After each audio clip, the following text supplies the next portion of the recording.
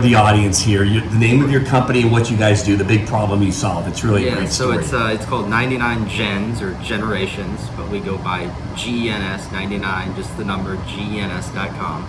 And what we do is we've automated the process of preparing the print files for print on demand, which these are companies that make hoodies, they make bomber jackets, windbreakers, shoes.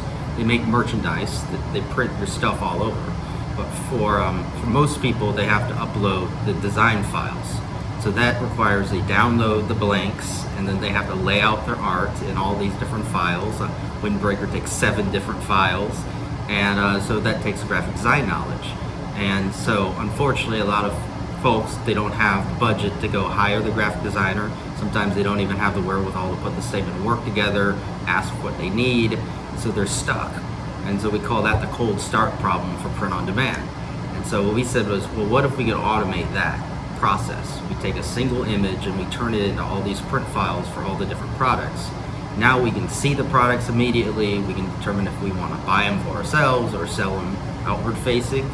And then we said, well, if we're going to sell it outward facing, you need e-commerce knowledge.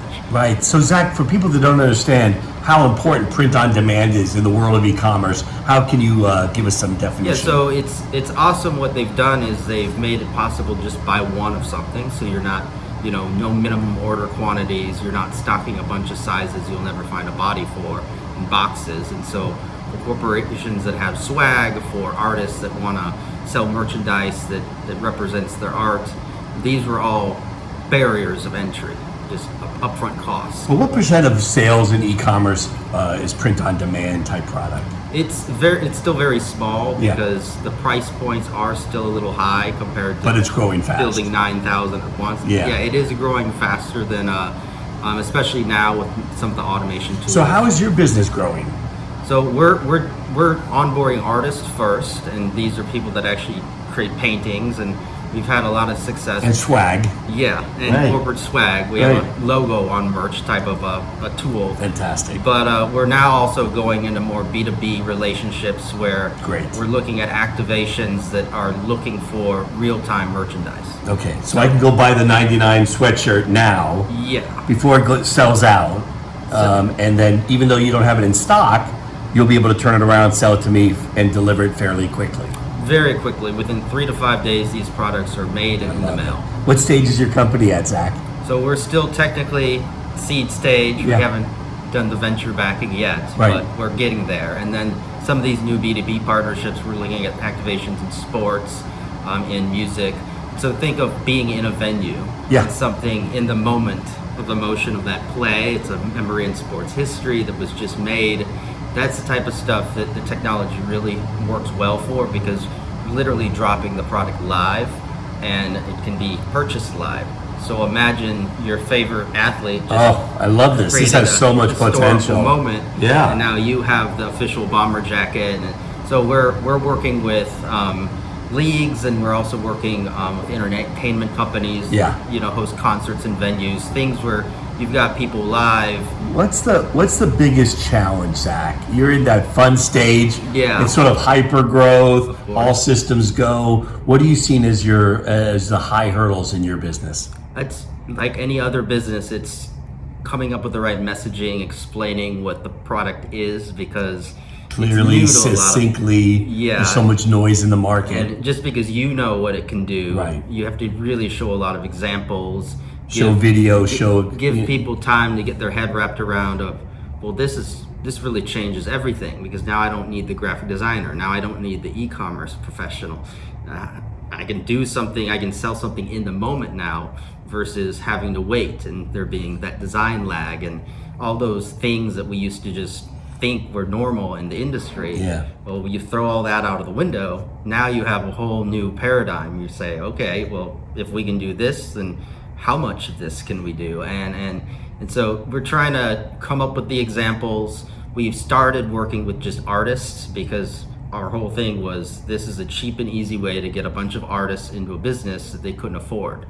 So you've had your share of pivots. I mean, you've explored the business. I would say that we're expanding more than pivoting, but the focus now is really shifting away from just going to art fairs and doing all that and getting these bigger contracts lined up and then empowering other people to use the technology, not just our platform. What kind of advice would you give your friends who are thinking about starting a business? It's not for the timid or the weak, No. right? I mean, it's... I think, this is probably the best time in history to do it, because a lot of the heavy lifting, kind of the tedious bits of building the business have now been automated by a lot of these third parties. And so if you know how to string the tools together, you get something off the ground pretty quick. You don't have to hire a lot of human resources and staff different departments now. You can just outsource the accounting or outsource the mail and do things that back in the day we had to have a body for all of these different things, and you really had to know how to do that stuff. And so I would say you definitely want to, if you're not confident, you should not be doing something like that. So you want to have a good idea you believe in. Yeah. But what are the other sort of soft skills that you have that you bring to the table that lets you feel confident you're a founder and you're going to go lead this company as the head of it? I think resilience is the biggest, because you're going to hit these challenging walls constantly, and you can't predict when that's coming. Yeah. And so you just have to say, let's take a step back, spin around in the chair, reassess the situation a little bit, and also the culture. You want the people that work for you to feel confident that there's gonna be a job still. Yeah. And What do with you startups, that's do, different. Zach, at 99? What do you do to help build the culture on a regular basis? What's a tip or trick you can share? I would say just constantly having new product releases and things that keep things exciting. Right. If a business begins to go stagnant or there's not new things coming out, well, people are going to get bored, and Right. they're going to start looking for other opportunities. And I think if we can keep going and Keep it we going. always have exciting So new everybody things. wants a paycheck, but they want something exciting to work on. Absolutely. And how about on the other side? Do you go for the old Friday beers at the local place? There's definitely Yeah. some of that camaraderie with the group. Uh-huh. Try to, I don't want people to feel like they have to work all the time. Right. I think, there's a healthy work-life balance, but we're also tech guys, and there's a lot of guys that'll work the weekends and Yeah. work late hours, and they just enjoy doing that. So we don't stop them, but we don't force them. I could see why you were brought into this 1000x return. We expect big things from you. How you feeling about the next year? I'm very confident about next year, and with all the new AI tools, it's an amazing time to be alive. It Well, really Zach, is. thanks for sharing some time with us. We Yep. really enjoyed talking with you, and good luck going forward. Yeah, thanks for having me. Great.